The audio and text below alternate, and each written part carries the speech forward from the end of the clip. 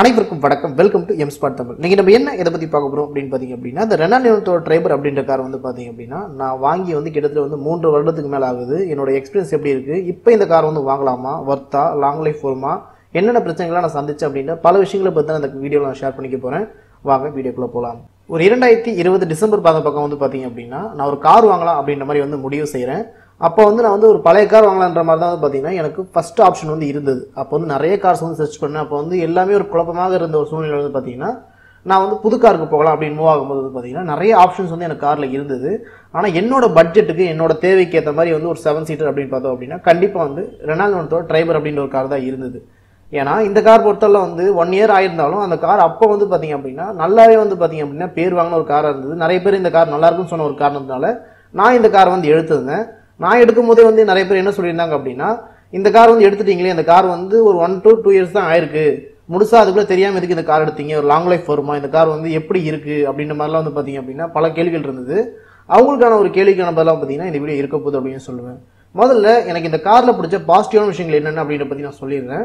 First விஷயமே பாத்தீங்க அப்படின்னா வண்டியோட லுக் அப்படின்னு தான் சொல்லணும். என்னதான் வந்து வண்டி இன்ஜின் அப்படி இருக்கு, சஸ்பென்ஷன் இப்படி இருக்கு அப்படின்னு சொன்னாலும் ஃபர்ஸ்ட் நம்ம கண்ணில் பார்க்க போறது வந்து பாத்தீங்க அப்படின்னா வண்டியோட லுக் தான்.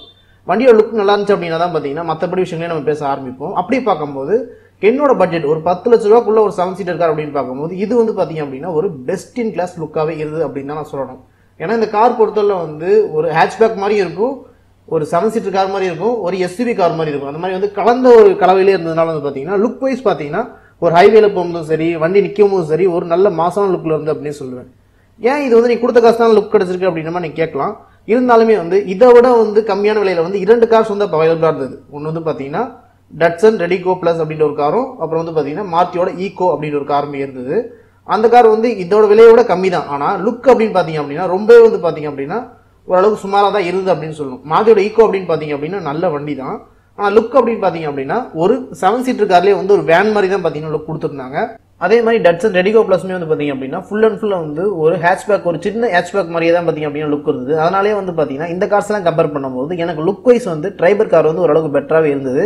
இன்ன வரைக்குமே வந்து பாத்தீங்கன்னா அந்த லுக் எனக்கு வந்து சாட்டிஸ்ஃபை பண்ணுது அப்படின்னு சொல்லலாம். அதுல வந்து பாத்தீங்கன்னா ஃபர்ஸ்ட் பாசிட்டிவான விஷயமே வந்து வண்டியோட லுக் அப்படின்னு சொல்லுவேன். ரெண்டாவது என்ன அப்படின்னு கேட்டீங்க அப்படின்னா வண்டியோட சஸ்பென்ஷன். வண்டியோட சஸ்பென்ஷன் அப்படின்னு பார்க்கும்போது என்னதான் வந்து பாத்தீங்க அப்படின்னா ஒரு பட்ஜெட் காரா இருந்தாலும் சஸ்பென்ஷன் படத்துல வந்து ஒரு டாப் கிளாஸ்ல கொடுத்துருக்காங்க அப்படின்னு சொல்லுவேன். என்னதான் வந்து நான் பல கார்ஸ்ல வந்து என்னோட ஃபேமிலியை அழைச்சிட்டு போனாலும் அதுல வந்து அவங்க சொல்ற விஷயம் என்ன அப்படின்னு கேட்டீங்கன்னா, இந்த டிரைவர் வர மாதிரி வந்து கம்ஃபர்ட் வந்து எந்த கார்லயுமே வர மாட்டேங்குது, அந்த அளவுக்கு வந்து சஸ்பென்ஷன் வந்து பெட்டராகவே இருக்கு அப்படின்ற மாதிரி தான் பாத்தீங்கன்னா எல்லாருமே சொல்லுவாங்க. எங்க ஃபேமிலி மட்டும் கிடையாது, நிறைய பேர் சொல்லி நான் கேள்விப்பட்டிருக்கேன். அந்த வகையில வண்டியோட சஸ்பென்ஷன் வந்து பாத்தீங்கன்னா ரொம்ப பெட்டராகவே கொடுத்துருக்காங்க அப்படின்னு சொல்லலாம். ஒரு லக்ஸரி கார்ல போற அளவுக்கு வந்து பாத்தீங்க அப்படின்னா அந்த சஸ்பென்ஷன் இருக்குன்னு சொல்லல, நான் பேச்சுக்கு சொல்லல, உண்மையிலேயே வண்டியோட சஸ்பென்ஷன் வந்து அந்த அளவுக்கு பெட்டராகவே இருக்கு அப்படின்னு சொல்லுவேன். அடுத்த விஷயம் என்ன அப்படின்னு பார்த்தோம் அப்படின்னா வண்டியோட ஸ்பேஸ். வண்டியோட ஸ்பேஸ் அப்படின்னு பார்க்கும்போது உள்ள நல்ல ஸ்பேஷியஸாகவே இருக்கு அப்படின்னு சொல்லுவேன். சென்டர் சீட்ல வந்து கண்டிப்பா 3 பேர் தாராளமாக உட்காரலாம். ஃப்ரண்ட்ல வந்து பாத்தீங்க அப்படின்னா டிரைவர், அப்போ கோ டிரைவர் சீட்ல வந்து பாத்தீங்க அப்படின்னா இன்னொரு ஆள் உட்காரலாம். தேர்ட் ரோல வந்து பாத்தீங்க அப்படின்னா சின்ன குழந்தைங்களா இருந்தா ரொம்ப கம்ஃபர்டபுளா வந்து லாங் டிரைவ் போறதுக்கு வந்து ஒரு 3 பேர் உட்காந்து போகலாம். இதே வந்து பெரியவங்களா இருந்தா உட்கார முடியாது அப்படின்னு சொல்லல. ஏன்னா எங்களோட ஃபேமிலி பொறுத்தவரை வந்து கண்டிப்பா வந்து 2 பெரியவங்களா வந்து பின்னாடி உட்காந்து தான் டிராவல் பண்ண ஒரு லாங் போறாங்க அப்படின்னா அவங்க அட்ஜஸ்ட் பண்ணி போறாங்க அப்படின்ற பட்சத்துல அவங்களுக்கு எந்த ஒரு பிரச்சனையுமே இருந்தது இல்ல. அதனால வண்டியோட ஸ்பேஷியஸ் பொறுத்தவரையும் பாத்தீங்க அப்படின்னா எங்களுக்கு வந்து ஒரு பெரிய அட்வான்டேஜ் அப்படின்னு நான் சொல்லுவேன். அடுத்த விஷயம் என்னன்னு கேட்டீங்க அப்படின்னா வண்டியோட ஏசி. வண்டியோட ஏசி வந்து பாத்தீங்க அப்படின்னா இதுல வந்து ஒரு பெரிய அட்வான்டேஜ் அப்படின்னு சொல்லுவேன். ஏன்னா டிரைவர் பொறுத்தல வந்து நீங்க ஃபுல்லா ஏசி வச்ச மாதிரி வந்து கார் வந்து வாங்குறீங்க, ஒரு டாப் மாடலோ ஒரு செகண்ட் டாப் மாடலோ வாங்குறீங்க அப்படின்னா ஏசிக்கு வந்து உங்களுக்கு எந்த ஒரு பிரச்சனையுமே இருக்காது. ஏன்னா 2 கூலிங் காயில் வந்து கொடுத்துருப்பாங்க. நார்மலா வண்டியில வர மாதிரி வந்து டேஷ்போர்ட் ஒரு கூலிங் காயிலும் ஃப்ரண்ட் சீட்டு கடையில் வந்து பாத்தீங்க அப்படின்னா இன்னொரு கூலிங் காயிலுமே இருக்கும். இதனால வந்து பாத்தீங்க அப்படின்னா உங்களுக்கு வண்டிக்குள்ள கூலிங் அப்படிங்கிறது வந்து ரொம்ப எக்ஸ்ட்ராவே வந்து கிடைக்கும். உங்களுக்கு வந்து வெயில் நேரத்தில் போனீங்க அப்படின்னா கூட வந்து ரொம்ப ஹீட்டாலாம் வந்து ஃபீல் பண்ண மாட்டீங்க அந்த அளவுக்கு. அதனால வண்டியோட ஏசி கூலிங்குமே வந்து பாத்தீங்கன்னா ஒரு பெரிய அட்வான்டேஜாவே இருந்துட்டு இருக்கு. அடுத்த விஷயம் என்ன அப்படின்னு பார்த்தோம் அப்படின்னா வண்டியோட இன்ஸ்ட்ருமெண்ட் கிளஸ்டர். வண்டியோட இன்ஸ்ட்ருமெண்ட் கிளஸ்டர் பொறுத்தவரையும் வந்து ரொம்பலாம் வந்து இல்லைனாலும் நீங்க கொடுக்குற காசுக்கு வந்து பாத்தீங்கன்னா உதாரணத்துக்கு உங்களோட சர்வீஸ் ரிமைண்டர், அப்புறம் வந்து நீங்க எவ்வளவு வந்து ஃபியூல் வந்து யூஸ் பண்றீங்க, உதாரணத்துக்கு உங்க டேங்க் கெபாசிட்டி வந்து 40 லிட்டர்னா நீங்க ஃபியூல் ஃபில் பண்ணதுல இருந்து எவ்வளவு லிட்டர் வந்து யூஸ் ஆகிட்டே இருக்கு அப்படின்ற மாதிரி பார்க்கலாம். எத்தனை கிலோமீட்டருக்கு வந்து எவ்வளவு ஃபியூல் வந்து யூஸ் ஆயிருக்கு, இந்த மாதிரி வந்து பல விஷயங்கள் வந்து இன்ஸ்ட்ருமெண்ட் கிளஸ்டர் மூலமா வந்து நீங்க தெரிஞ்சுக்கலாம். அதனால வந்து ஒரு இன்ஸ்ட்ருமெண்ட் கிளஸ்டருமே வந்து பெட்டராகவே இருக்கு அப்படின்னு சொல்லணும். அதே மாதிரி வண்டியோட ஸ்டேரிங் கண்ட்ரோலுமே வந்து கண்டிப்பா நம்ம பாராட்டே ஆகணும் அப்படின்னு சொல்லுவேன். என்னதான் வந்து பவர் ஸ்டேரிங் இருந்தாலும் மற்ற கார்ஸ் கம்பேர் பண்ணும்போது டிரைவர் வந்து 1 ஸ்டெப் மேல இருக்கு அப்படின்னு சொல்லுவேன். நீங்க டிரைவர் கார் வச்சிருந்தவங்க கேட்டீங்க அப்படின்னாலே கண்டிப்பா சொல்லுவாங்க. நீங்க ஒரு சுண்டு கார்ல வச்சு சுத்துனீங்க அப்படின்னா கூட வந்து ஸ்டேரிங் வந்து ஃபுல் ரொட்டேஷன் ஆகும். அந்த அளவுக்கு வந்து ரொம்ப ஃப்ரீயாவே இருக்கு அப்படின்னு சொல்லுவேன். அதே மாதிரி வந்து நீங்க ஹைவேஸ்ல போறீங்க அப்படின்னும் வந்து அந்த ஸ்டேரிங் வந்து கொஞ்சம் ரஃபா மாறிடும். ஏன்னா வந்து உங்களுக்கு கண்ட்ரோல் இருக்கணும் அப்படின்றதுக்காக ஓரளவுக்கு ஸ்டிஃப்னஸா மாறிடும். அந்த அளவுக்கு வந்து பாத்தீங்கன்னா ஸ்டேரிங் வந்து ரொம்ப பெட்டராகவே கொடுத்துருக்காங்க அப்படின்னு சொல்லலாம். அடுத்த விஷயம் என்ன அப்படின்னு பார்த்தோம்னா வண்டியோட மெயின்டெனன்ஸ். வண்டியோட மெயின்டெனன்ஸ் அப்படிங்க பார்க்கும்போது பார்த்தீங்கன்னா ஃபர்ஸ்ட் மைலேஜ் அப்படின்னு எடுத்துக்கிட்டோம் அப்படின்னா வந்து ஓரளவுக்கு டீசென்டான மைலேஜ் அப்படின்னு சொல்லுவேன்.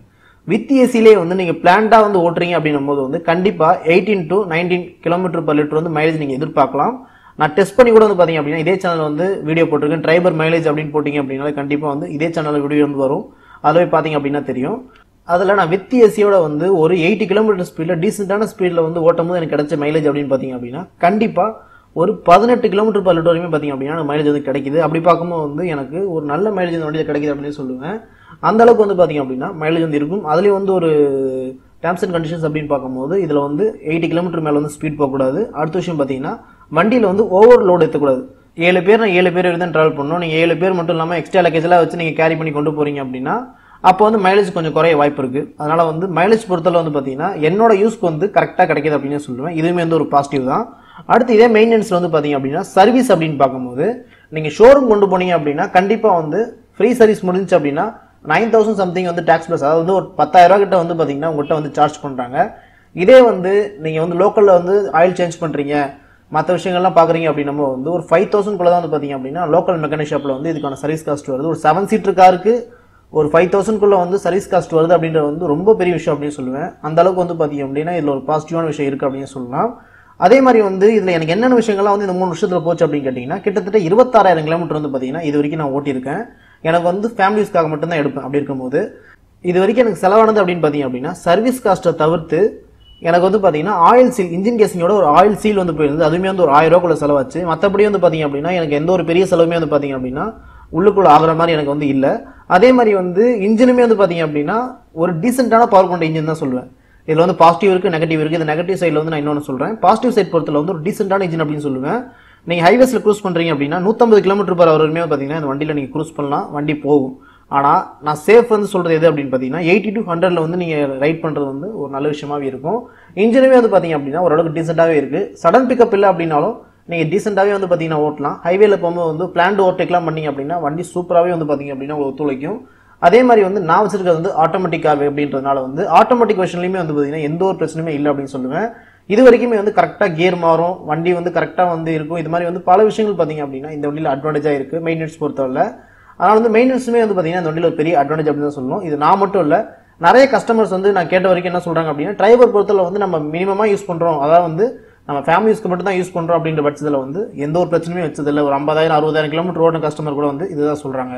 அடுத்துல இருக்கக்கூடிய பாசிட்டிவ் என்ன அப்படின்னு பாத்தீங்க அப்படின்னா வண்டியோட ரூஃப் ரைல். வண்டியோட ரூஃப் ரைல் என்னப்பா இருக்கு, அது வந்து ஸ்டைலுக்கு தானே கொடுத்துருக்காங்க, வேணும்னா ஃபிக்ஸ் பண்ணிக்கலாம் அப்படின்னு நம்ம கேட்டீங்கன்னா அதுல வந்து இதுல ஸ்பெஷலான விஷயம் என்ன அப்படின்னா இதுல டிரைவர் பொறுத்தல வந்து யூசபிள் டு பிளேஸ் கொடுத்துருக்காங்க. மற்ற வண்டியெல்லாம் பாத்தீங்கன்னா ஸ்டைலுக்கு மட்டும் தான் இருக்கும். நம்ம வேகமா வந்து பிடிச்சி இழுத்தோம் அப்படின்னாலே வந்து கையோட வந்துடும். ஏன்னா ஸ்டிக்கரிங் மட்டும் தான் பண்ணி ஸ்டிக்கர்லயே ஒட்ட வச்சிருப்பாங்க. ஆனா டிரைவர் பொறுத்தல பாத்தீங்க அப்படின்னா உள்ள ஃபுல்லா ஸ்க்ரூ பண்ணி ஃபுல்லா அயன்லயே வந்து பாத்தீங்க அப்படின்னா அந்த ரூஃப் ரைல் கொடுத்துருக்காங்க. இதுல வந்து நீங்க கேரியர் ஃபிக்ஸ் பண்ணி 60 kg வரையுமே வந்து லக்கேஜ் வந்து டாப்ல கேரி பண்ணிக்கலாம்.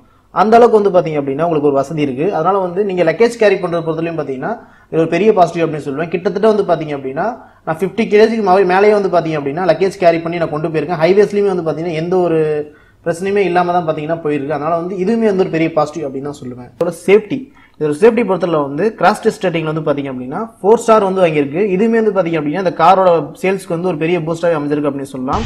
ஏன்னா இந்த பட்ஜெட்ல வந்து இவ்வளவு ஒரு சேஃப்டி ஸ்டார் வாங்குற கார் இருக்கா அப்படின்றத பாத்தீங்க அப்படின்னா பல பேர் வந்து உத்து பார்க்க வச்ச விஷயமா இருக்கு. ஆனா இதுவுமே வந்து பாத்தீங்க அப்படின்னா பெரிய அட்வான்டேஜ் அப்படின்னு தான் சொல்லணும். இதெல்லாம் தான் பாத்தீங்க அப்படின்னா இந்த கார்ல இருக்கக்கூடிய ஒரு பெரிய பாசிட்டிவ் அப்படின்னே சொல்லலாம். அடுத்து இதுல இருக்கக்கூடிய நெகட்டிவ்ஸ் என்ன அப்படின்னு பார்ப்போம். ஏன்னா பாசிட்டிவ்ஸ் இருந்துச்சு அப்படின்னா நெகட்டிவ்ஸ் இருக்கதான் செய்யும். அதுல ஃபர்ஸ்ட் விஷயமே வந்து வண்டியோட பூட் ஸ்பேஸ். கண்டிப்பா நீங்க 7 பேர் பயணம் பண்றீங்க அப்படின்னா வண்டியில பூட் ஸ்பேஸ் அப்படிங்கிறது பாத்தீங்க அப்படின்னா ரொம்ப கம்மி அப்படின்னு சொல்லுவோம். ஒரு சின்ன பை தான் வைக்க முடியுமே தவிர்த்து பெரிய பெரிய பையில வந்து வச்சு எடுத்துட்டு போற மாதிரி இருக்காது. அந்த அளவுக்கு வந்து பாத்தீங்கன்னா பூட் ஸ்பேஸ் வந்து ரொம்பவே கம்மி. அடுத்த விஷயம் என்ன அப்படின்னு பாத்தீங்க அப்படின்னா வண்டியோட சீட்டிங் ஸ்பேஸ். வண்டியோட சீட்டிங் ஸ்பேஸ் அப்படின்னு பார்க்கும்போது 3வது ரோல வந்து பாத்தீங்கன்னா ஒரு சின்ன பசங்களா இருந்தா 3 பேர் தாராளமா போகலாம், லாங்க்கலாம். இதே வந்து பெரியவங்களா இருந்தாங்க அப்படின்னா கொஞ்சம் ஒல்லியானவங்க, கொஞ்சம் வந்து குள்ளமா இருக்கவங்களா இருந்தா வந்து பாத்தீங்கன்னா ஈஸியாவே வந்து பாத்தீங்கன்னா லாங்ல வந்து ஈஸியா வந்து ஃப்ரீயாவே போகலாம். ஆனா கொஞ்சம் வந்து உடம்பு இருக்கவங்க வந்து பாத்தீங்க அப்படின்னா முட்டி இடிக்கும். ஆனால் வந்து ஃபேமிலி பொறுத்தவரை அட்ஜஸ்ட் பண்ணிட்டு தான் போகணும் அப்படின்னு நினைக்கிறவங்க வந்து பார்த்தீங்க அப்படின்னா எவ்வளோ பேர் இருக்காங்க. ஏன்னா 5 சீட்டர் காரில் 7 பேர்லாம் போகிறாங்க, 8 பேர்லாம் போகிறவங்களாம் வந்து நம்ம நிறைய பேர் பார்த்துருப்போம், இடிக்கிட்டு உட்காந்து போவாங்க. அந்த மாதிரி வந்து ஒரு ஃபேமிலியில் வந்து நாங்கள் அட்ஜஸ்ட் பண்ணி போயிடும் அப்படிங்கிறது பார்த்தீங்க அப்படின்னா இந்த கார் வந்து கொஞ்சம் கம்ஃபர்ட்டாகவே இருக்கும். ஆனால் வந்து ஒரு 7 பேர் வந்து தாராளமாக போக முடியுமா அப்படின்னு கேட்டிங்க அப்படின்னா அதில் ட்ராவல் பண்ணுறவங்களோட மனப்பான்மையை பொறுத்து தான் இருக்குது அப்படின்னு சொல்லுவேன். அதே மாதிரி இதில் வந்து வண்டியோட இன்ஜின் நாய்ஸ் அப்படிங்கிறது பார்த்தீங்க அப்படின்னா ஒரு டிஸ்அட்வான்டேஜ் அப்படின்னு தான் சொல்லுவேன். நீங்கள் வந்து ஒரு 2500 RPM மேலே போகிறீங்க அப்படின்றப்போ வண்டியில் எந்த ஒரு ஆடியோவும் ப்ளே பண்ணலை, எந்த ஒரு என்டர்டைன்மெண்ட் இல்லாத பட்சத்தில் வந்து பார்த்தீங்க அப்படின்னா இன்ஜினோட நாய்ஸ் வந்து லைட்டாக கேபின்குள்ளே வருது. என்னதான் நீங்கள் விண்டோஸ்லாம் க்ளோஸ் பண்ணி வச்சிருந்தாலும் இன்ஜின் நாய்ஸ் வந்து கேபின்குள்ளே வரதான் செய்யுது. ஆனால் என்னை பொறுத்தவரை வந்து பார்த்தீங்கன்னா அது எனக்கு வந்து ஒரு பெரிய டிஸ்அட்வான்டேஜாக தெரியல. இருந்தாலும் நாய்ஸ் வந்து நீங்கள் ரொம்ப கான்சன்ட்ரேஷனாக இருப்பீங்க, சவுண்டெல்லாம் அதிகமாக உள்ளே வரக்கூடாது அப்படின்னு நினைக்கிறவங்க வந்து இது வந்து ஒரு நெகட்டிவ் அப்படின்னு தான் சொல்லுவேன். நெக்ஸ்ட் என்ன அப்படின்னு கேட்டிங்க அப்படின்னா வண்டியோட பர்ஃபார்மன்ஸ். வண்டியோட பர்ஃபார்மன்ஸ் பொறுத்தவரை வந்து பார்த்தீங்க அப்படின்னா டீசெண்டான பர்ஃபார்மன்ஸ் தான். ஆனால் நீங்கள் சடனாக ஆக்சிலேட் கொடுக்கும்போது வந்து உங்களுக்கு அந்த பவர் வந்து நீங்கள் மற்ற காரில் கேட்குற மாதிரி வந்து வேணும் அப்படின்னு நினச்சிங்க அப்படின்னா கண்டிப்பாக இதில் வந்து கிடைக்காது அப்படின்னு தான் சொல்லுவேன்.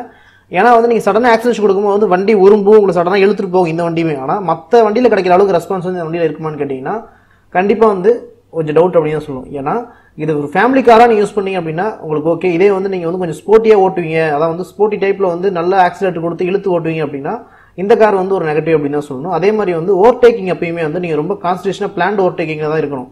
ஏன்னா இந்த கார் பொறுத்தவரை பார்த்தீங்க அப்படின்னா நீங்கள் சடன் ஆக்சிலேஷன் கொடுத்து ஓவர்டேக் பண்ணுறீங்க அப்படின்றப்போ அதுவுமே வந்து பண்ணலாம். ஆனால் அதுவுமே வந்து பார்த்தீங்க அப்படின்னா கொஞ்சம் எக்ஸ்பீரியன்ஸாக பிளான்ட் ஓவர்டேக்கிங்காக இருந்தால் தான் வந்து பார்த்தீங்கன்னா உங்களால் பண்ண முடியும்.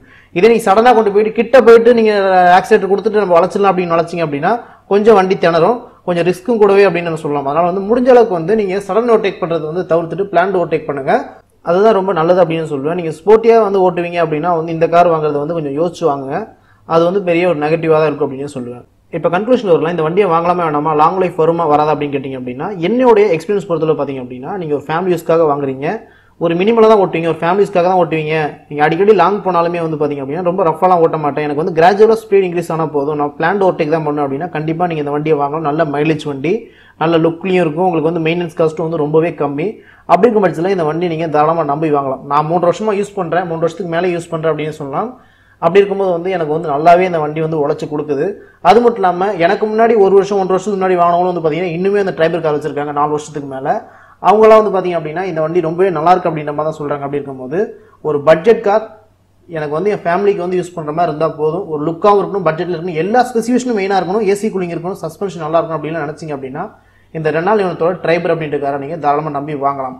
இல்லை எனக்கு வந்து ரொம்ப ஸ்போர்ட்டியாக இருக்கணும், எனக்கு வந்து ரொம்ப வந்து பர்ஃபார்மன்ஸ் வந்து டக்குன்னு கிடைக்கணும், இல்லை வந்து நான் வந்து உள்ள ஸ்பேஷஸ் வந்து அதிகமாக இருக்கணும், லாஸ்ட் சீட்லேயே வந்து எனக்கு ஒரு 3 பேர் 4 பேர் கூட அட்ஜஸ்ட் பண்ணி உட்கார மாதிரிலாம் இருக்கணும் அப்படின்னு நினச்சிங்க அப்படின்னா இந்த காரை வந்து கொஞ்சம் யோசிச்சவங்க நல்லா இருக்கும்னு சொல்லுவேன். ஃபஸ்ட்டு டெஸ்ட் ட்ரைவ் பண்ணி பாருங்கள், உங்களுக்கு ஓகேனா இந்த காரை வந்து வாங்குங்க. உங்களுக்கு இந்த வீடியோ வந்து ஒரு பயனுள்ள வீடியோ இருக்கும் அப்படின்னு நினைக்கிறேன். உங்களுக்கு இதே மாதிரி வந்து மேலும் பல தகவல் நம்ம தமிழ் மொழி தெரிஞ்சுமா சேனலை சப்ஸ்கிரைப் பண்ணுங்கள், லைக் பண்ணுங்கள், ஷேர் பண்ணுங்கள். நன்றி, வணக்கம்.